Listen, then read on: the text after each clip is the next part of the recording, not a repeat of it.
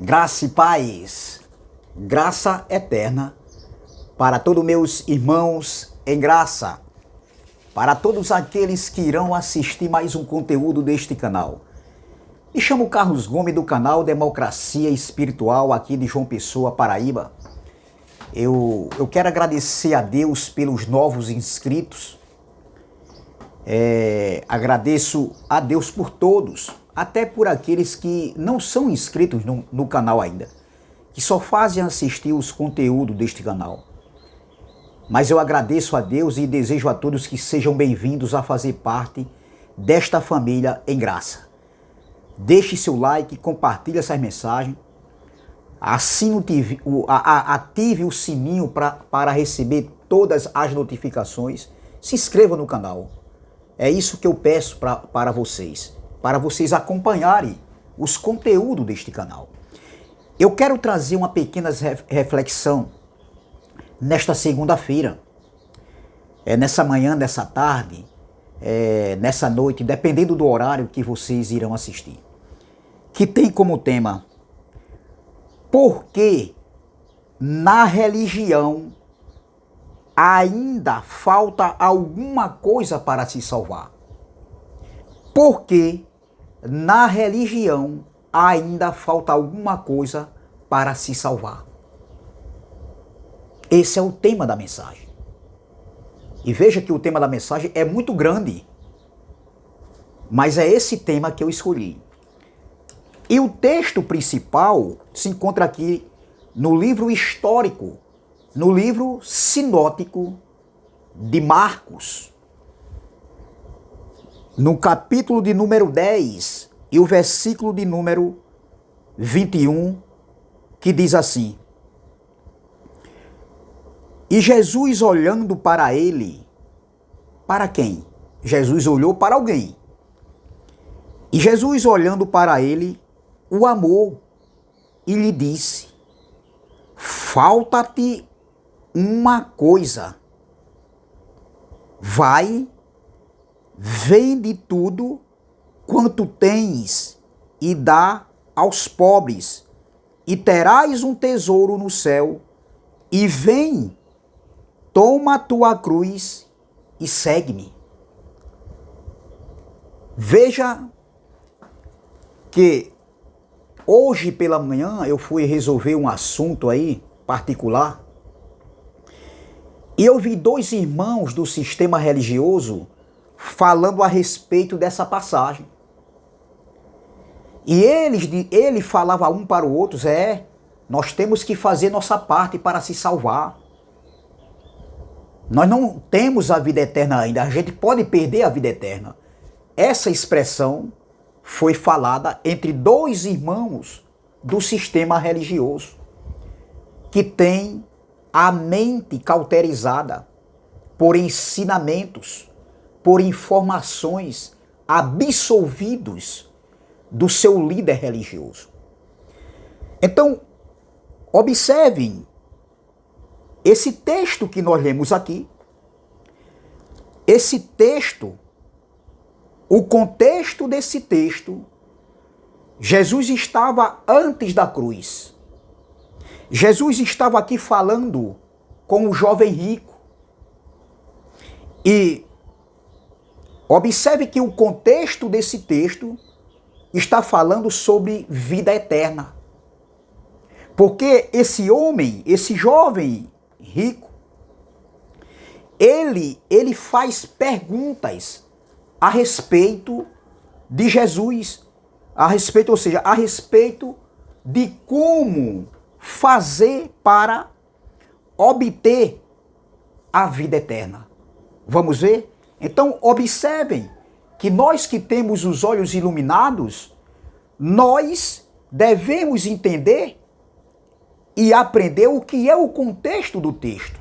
Então veja, no versículo de número 17, observem, no versículo de número 17, vamos lá, o versículo de número 17, capítulo 10 de Marcos, versículo 17, diz assim, e pondo-se a caminho, ou seja, e Jesus indo no caminho, saindo de um lugar onde ele estava, e Jesus agora retorna ao caminho. Ele está passando ali, por aquele lugar. E observem que o texto vai dizer: e pondo-se a caminho, correu para ele um homem, o qual se ajoelhou diante dele e perguntou: bom mestre, que farei para herdar a vida eterna? Veja que Jesus ia caminhando com seus discípulos e esse homem correu ao encontro de Jesus, ao encontro do Jesus da carne. Jesus que estava ali no seu ministério terreno com os seus 12 discípulos, e multidões sempre estavam acompanhando o mestre. Então esse homem sai ao encontro de Jesus e eles, ao se aproximar de Jesus, observem que ele se ajoelhou. Ele se ajoelha na frente do Messias.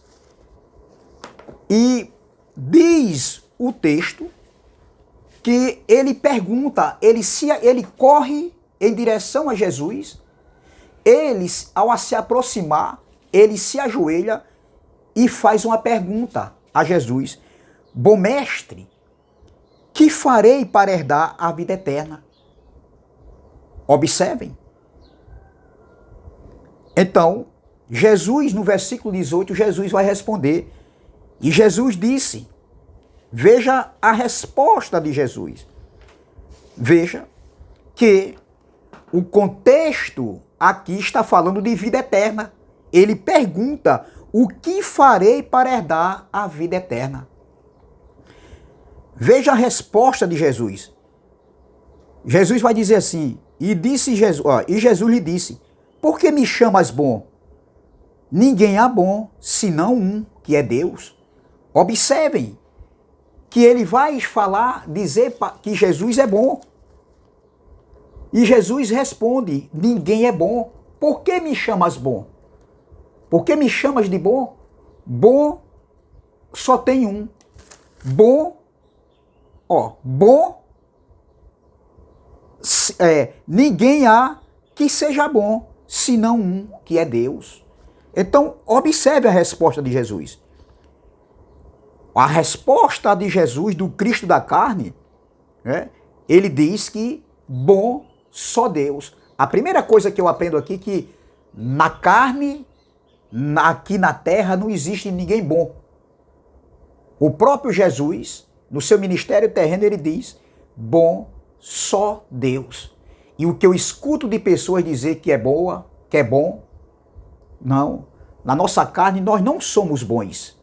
Nós somos perfeitos no espírito. Na carne, ela não é boa. Ela não é aproveitada para nada. Na nossa carne, ela só quer fazer o que agrada a ela mesma. E muitas vezes vem consequências de atitudes que nós tomamos quando a gente quer fazer a vontade da carne. Então, vamos discorrer. No versículo 19, diz assim: tu sabes os mandamentos? Jesus disse: não tem ninguém bom. No versículo 18, ele diz assim, no versículo 18, Jesus diz: não tem ninguém bom, só há um que é bom, que é Deus. Por que me chamas de bom? Aí no versículo 19, Jesus diz: tu sabes os mandamentos? Ou seja, você conhece os mandamentos? Não adulterarás, não matarás, não furtarás, não dirás falso testemunho, não defraudarás alguém, honra teu pai e a tua mãe. Veja que Jesus, ele vai falar aqui, nesse contexto, alguns mandamentos ali, algumas ordenanças da lei de Moisés, das 613 ordenanças da lei de Moisés. Então, veja, observe que eles teriam que cumprir todas as ordenanças da lei de Moisés. Observem que a lei foi dada para que eles cumprissem. Entendeu? Então, A primeira coisa que eu vejo aqui é que Jesus diz, você não conhece, né, a lei de Moisés? Era isso que Jesus estava querendo dizer. Ó, você não conhece? Ó, tu sabe os mandamentos. Não adulterarás. E Jesus dá uma lista aqui para aquele homem. Então, observe que o jugo para os judeus era muito pesado. Era 613 ordenanças. Se você conseguisse cumprir 612, se você errasse num só mandamento, você era culpado de todos. Então veja o jugo pesado que eles tinham. Então era impossível os judeus cumprir a lei. Era impossível os judeus cumprirem a lei. Porém, o sistema religioso vive aí. Vivem dizendo que para eles obter a vida eterna, né, a salvação tem que ser pelas obras. Ó, tem que jejuar, tem que dizimar, tem que vir ao templo, tem que ser batizado, tem que fazer campanha, tem que tomar santa ceia. Então, é isso que eles sempre têm alguma coisa para fazer. Aí veja o que Jesus vai dizer. Aí o versículo 20, o jovem vai responder. Ele, porém, respondendo, lhe disse, mestre, tudo isso, veja, no versículo 20, tudo isto, mestre, isso, guardei desde a minha mocidade, ou seja, desde a minha infância. Então, aquele jovem, ele conhecia as 613 ordenanças da lei de Moisés. Então, ele conhecia ali, e ele está dizendo, em resposta ao mestre, ao Jesus da carne, que ele tem guardado desde a sua mocidade. No versículo 21, observem, no versículo 21, olha a resposta de Jesus. E Jesus, olhando para ele, o amou e lhe disse, falta-te uma coisa, vai, vende tudo quanto tens e dá aos pobres, e terás um tesouro no céu, e vem, toma a tua cruz e segue-me. Veja, nessa época aqui, já existia o templo que foi destruído. O templo onde era levado a casa onde tinha a casa do tesouro, onde era levado os dízimos. Mas Jesus não manda ele vender tudo e levar para os líderes religiosos, levar o dinheiro para os líderes. Como hoje os líderes religiosos dizem que você tem que ir a um templo, diz que você tem que dizimar, eles dizem que você tem que ir ao templo de 4 paredes porque eles querem o seu dinheiro, eles querem a sua oferta, eles querem o seu dízimo como dinheiro, que nunca foi dinheiro, dízimo. Dízimo era alimentos. Entendeu? Eram animais. Mas os líderes religiosos, entendeu? Transformaram os dízimos, que era para os judeus, que eram sementes, em dinheiro, para eles se enriquecerem. Então veja, a primeira coisa que eu aprendo aqui é que Jesus manda ele vender tudo e dar aos pobres, aos necessitados, e diz assim, vai, vende tudo e dá aos pobres, e depois vem e segue-me. Entendeu? Então a primeira coisa aqui é que o templo existia, mas ele não mandou vender tudo e dar dinheiro ao pastor, ao bispo, ao padre, ao papa, não. Ele disse, dá aos pobres. Vende tudo e dá aos pobres, os necessitados. E depois tu vem e segue-me. É diferente dos ensinamentos hoje dos líderes religiosos que diz que você tem que dar o tudo, o seu melhor, você tem que ser fiel nos dízimos. E tem muitos aí que diz assim, se não der, aquele que não dá dízimo, não vale uma prata furada. Isso é palavra de um líder religioso que diz que tem o amor, que diz que tem o Espírito Santo. Outros dizem que para ser salvo tem que dizimar. Você tem que trazer aqui o dízimo à casa do Senhor. Qual? Que casa do Senhor? A casa do Senhor hoje somos nós. Nós somos templo e morada do Espírito Santo. Observe que aqui Jesus não manda aquele jovem rico vender tudo que ele tinha e levar o dinheiro para os líderes religiosos, para os sacerdotes. Até porque na época os dízimos não era dinheiro. Era alimentos, mas mesmo assim Jesus disse, vai, vende tudo e dá aos pobres. Ele não mandou dar aos líderes da época. Mas se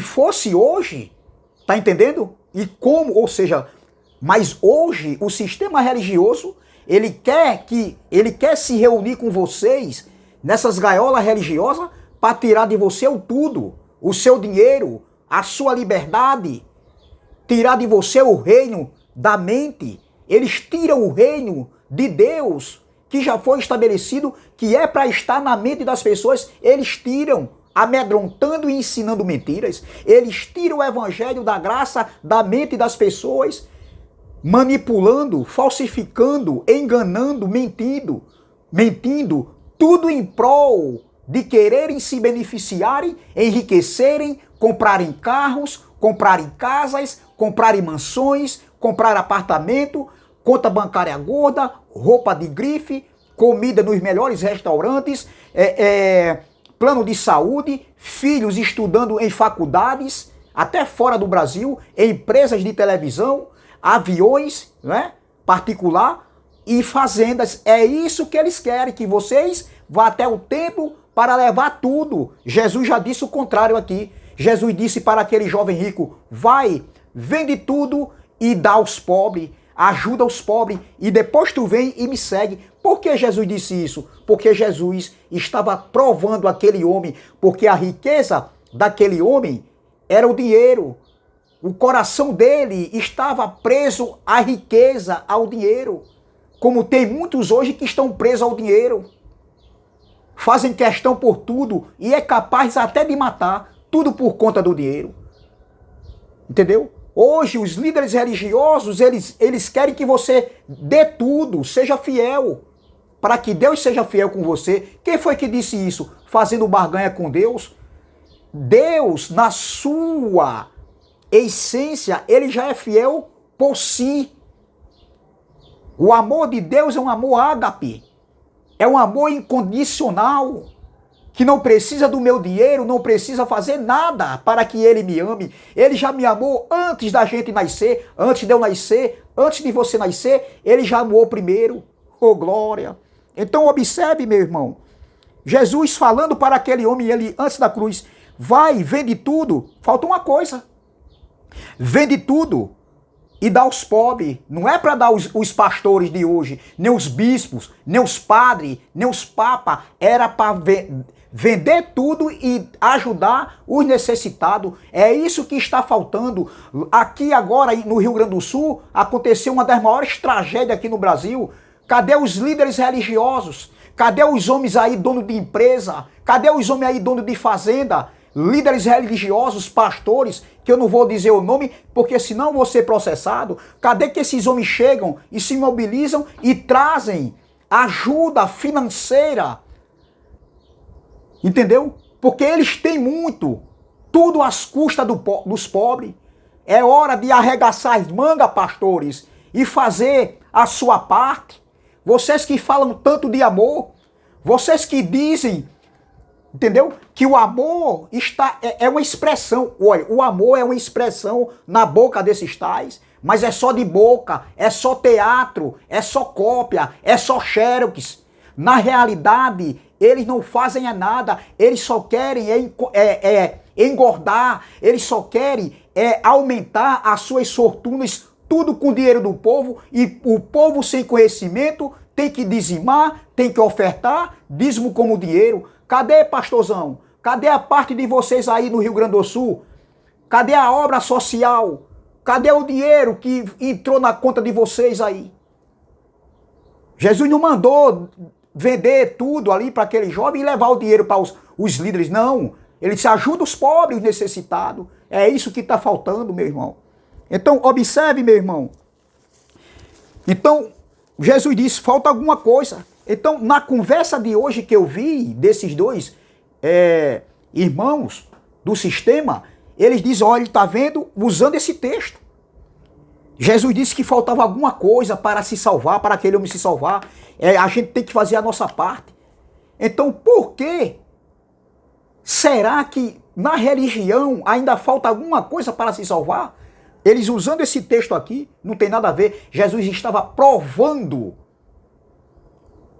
o coração daquele homem, porque Jesus conhecia ele no seu interior. Entendeu? Então, observe, meu irmão, o sistema religioso diz que falta alguma coisa para se salvar. Por que eles dizem? Tem que jejuar, tem que batizar nas águas, tem que ir a um templo de 4 paredes, numa gaiola religiosa, numa caverna religiosa, num redil de 4 paredes, num curral religioso, porque é isso que esses lugares são. Entendeu? Eles fazem isso para se beneficiar. Tem que estar ali para ser filho de Deus, tem que estar num templo de 4 paredes para ser salvo, tem que jejuar, tem que dizimar, tem que ofertar, tem que evangelizar. Tudo isso aí você tem que fazer para obter a sua salvação. Quem foi que disse isso? Usando esse texto aqui? Não. Jesus não estava falando isso aqui. O contexto fala de salvação. Jesus, aqui foi um caso particular. Ele perguntou o que era preciso fazer para herdar a salvação. E Jesus disse, você não conhece os mandamentos? Não adulterarás, não matarás, não furtarás, não dirás falsos testemunhos, não defraudarás alguém, honra teu pai e tua mãe. Era as ordenanças da lei de Moisés. Outra coisa que eu aprendo aqui, que não é pelas obras da lei que ninguém é salvo. A salvação já foi alcançada desde a eternidade. A salvação, o pagar o preço pelo pecado, Jesus, quando ele abriu os braços na cruz, ele disse, Pai, está consumado. Ele pagou a dívida do pecado. Eu não preciso fazer a minha parte, não é por obras meritórias, não é por obras da lei que o homem consegue obter a sua salvação. A salvação de um filho de Deus, ele já obteu. Ele já tem por direito, é um direito dele. Porque quando Deus, ele escolhe um filho seu, é o filho uma vez, é um filho para sempre, ô glória. Salvo uma vez, salvo para sempre. O que foi que Jesus fez na cruz? Será que Jesus veio morrer em morte de cruz? Ele veio só fazer uma peça de teatro para a humanidade ver o que ele fez ali na cruz? Não. Foi muito mais do que isso. Quem faz peça de teatro é a religião evangélica. Entendeu? É a religião que faz peça de teatro. O meu Jesus, ele não veio fazer peça de teatro. Ele morreu na cruz. Ele derramou seu sangue por todos os pecados. O pecado adâmico, porque o pecado entrou no mundo através do primeiro Adão. E o segundo Adão, se referindo ao Cristo, ele veio e dá vida e vida com abundância. Ô glória! Não existe mais condenação. Veja o que Paulo escreveu aqui. Em Romanos capítulo de número 3, olha o que Paulo, depois da cruz, depois que Cristo havia morrido na cruz, veja, não é nem pelas obras meritórias da lei, não é nem pelas obras do homem, não é pelo que o homem faz que o homem consegue a salvação já foi alcançada pela graça, ô glória, é pela graça mediante a fé. Isso não vem de vós, é dom de Deus, não pelas obras para que ninguém se glorie. A salvação da mente é por esse evangelho que abre a nossa mentalidade, a nossa mente, os nossos olhos espirituais. E a salvação eterna, ela já foi alcançada desde antes da fundação do mundo. Os pecados já foi cancelado na cruz. Olha o que Paulo diz em Romanos capítulo 8, versículo 3. Ele diz: porquanto o que era impossível à lei, visto como estava enferma pela carne, Deus enviando o seu Filho em semelhança da carne, ou seja, o verbo se fez carne, né? Deus enviando o seu Filho em semelhança da carne, do pecado, pelo pecado condenou o pecado na morte, para que a justiça da lei se cumprisse em nós, que não andamos segundo a carne, mas segundo o Espírito, ô glória. Então Deus enviou o seu Filho em semelhança de carne, e o verbo se tornou carne. E ele, na cruz do Calvário, ele veio, cumpriu a lei, porque nem o judeu conseguiu cumprir a lei, e ele veio, cumpriu a lei, ele pôs sim a lei, Romanos 10, 4, porque o fim da lei é Cristo, para todo aquele que crê. E eu creio que Cristo, na cruz, ele pôs sim a lei de Moisés, as 613 ordenanças da lei de Moisés. Só que até o ano 70, aquele povo se tornou religioso, era um povo religioso. E eles anulavam a graça de Deus. Então, continuavam no templo, porque o templo estava de pé, e eles ainda ofereciam sacrifícios de animais pelos pecados. O sacerdote levítico ainda em vigor, os dois pactos se cruzando. Então foi preciso, no ano 70, na segunda vinda do Filho do Homem, ali com a destruição do templo, pôr de uma vez por fim, na sua totalidade, a lei de Moisés, e o pacto da graça ser estabelecido, e o reino de Deus ser estabelecido. Então Jesus diz aqui, ó, voltando para Marcos, olha, Marcos, aí Jesus diz, ó, no versículo 22,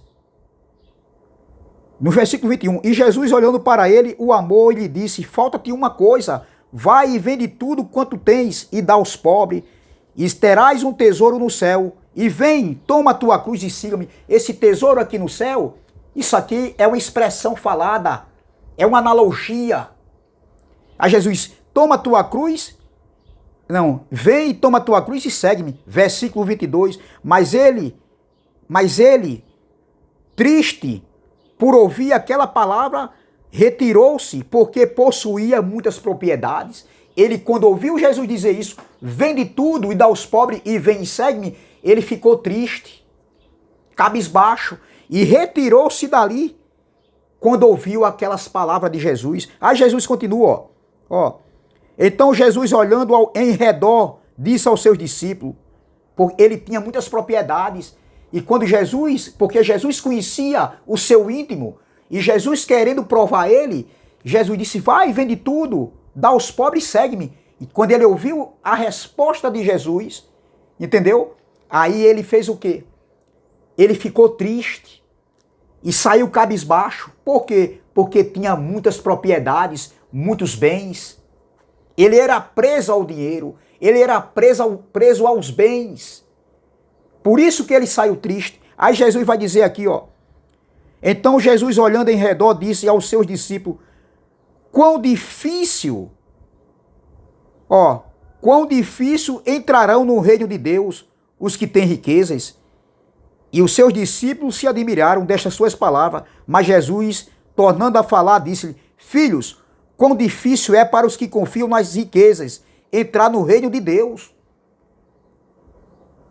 Entendeu? Aqueles que confiavam nas suas riquezas, Jesus estava dizendo, ali naquele contexto, há 2000 anos atrás, há 20 séculos atrás, seria difícil entrar no reino de Deus. Seria difícil ter a vida eterna. Por quê? Aí Jesus diz, é mais fácil passar um camelo pelo fundo de uma agulha do que entrar um rico no reino de Deus. Isso aqui era uma rua estreita que tinha lá em Jerusalém. Entendeu? Então, onde os camelos passavam por aquela rua ali e era difícil de passar. Então, era difícil um camelo passar pelo buraco de uma agulha do que um rico entrar no reino dos céus. Então veja que o contexto está falando de salvação. Então aqui a gente aprende que não é nem pelas obras da lei e nem pelas obras meritórias. Então, e hoje para nós? É preciso, falta alguma coisa para a gente herdar a vida eterna, para a gente ser salvo como filho de Deus? Não, não falta mais nada. Porque na cruz ele já cancelou o pecado. O pecado adâmico que gerava morte. E a lei de Moisés que dava força ao pecado. E na cruz Cristo pôs sim o pecado adâmico e a transgressão da lei, que era o pecado dos judeus. Então observe, meu irmão. Não precisamos fazer nada para ser salvos. Um filho de Deus não precisa fazer nada para ser salvo. Salvo uma vez, salvo para sempre. Filho uma vez, filho para sempre. Não precisamos mais de nada. Então, para o homem é impossível. Olha o que Jesus diz aqui, ó, no versículo 27. Ó. No versículo 27, no versículo 26. E eles se admiravam ainda mais, dizendo entre si, quem poderá, pois, salvar-se? quem poderá então ter a vida eterna? Jesus, porém, olhando para eles, disse: para os homens é impossível, mas não para Deus, porque para Deus todas as coisas são possíveis.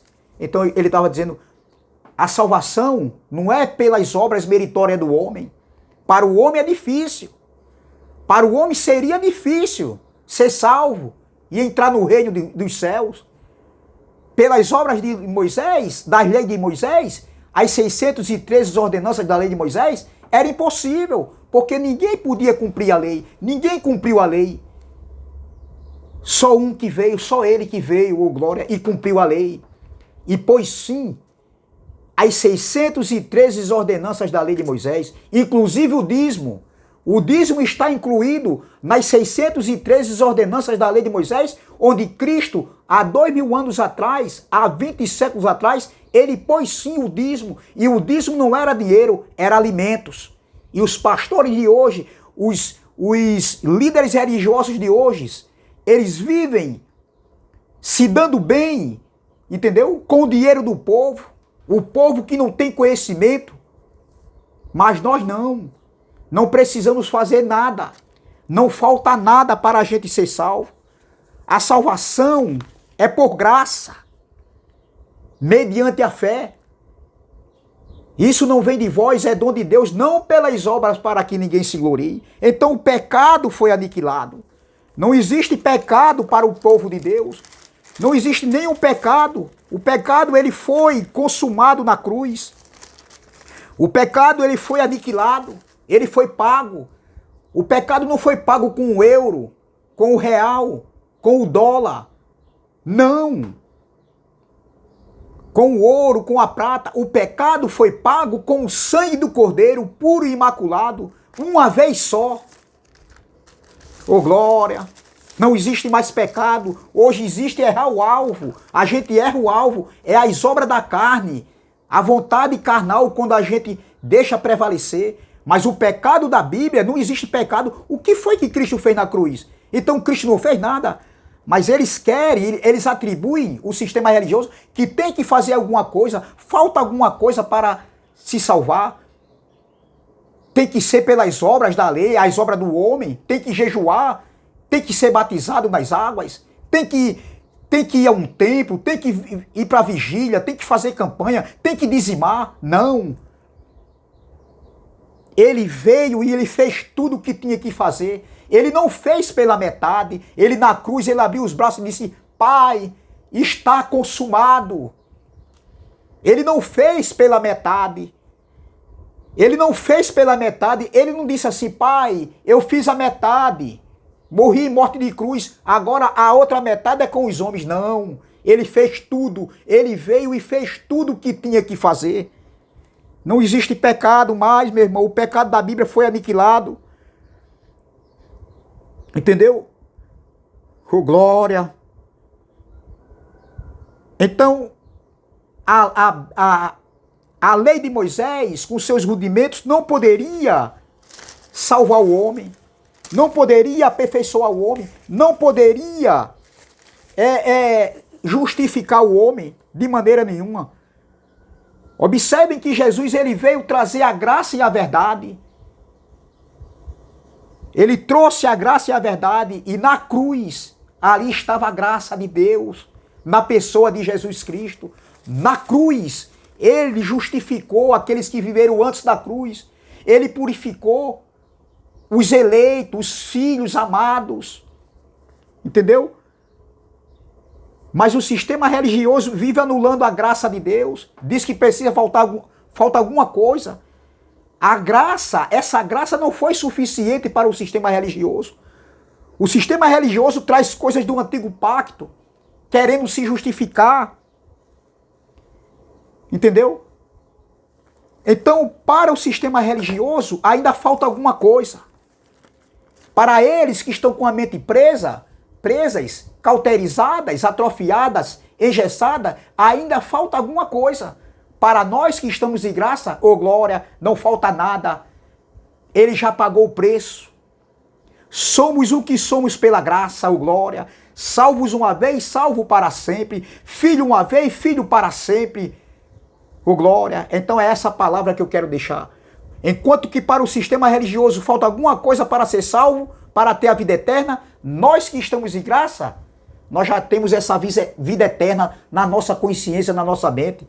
Quando um dia o nosso corpo tombar aqui na terra, nós temos essa fé, essa convicção, porque naquilo que ele fez na cruz, o pó volta para o pó como era, Eclesiastes capítulo 12, versículo 7, e o pó volta para o pó como era, e o Espírito volta para Deus que o deu, amém? Graça e paz, graça eterna. Até a próxima, se Deus assim o permitir.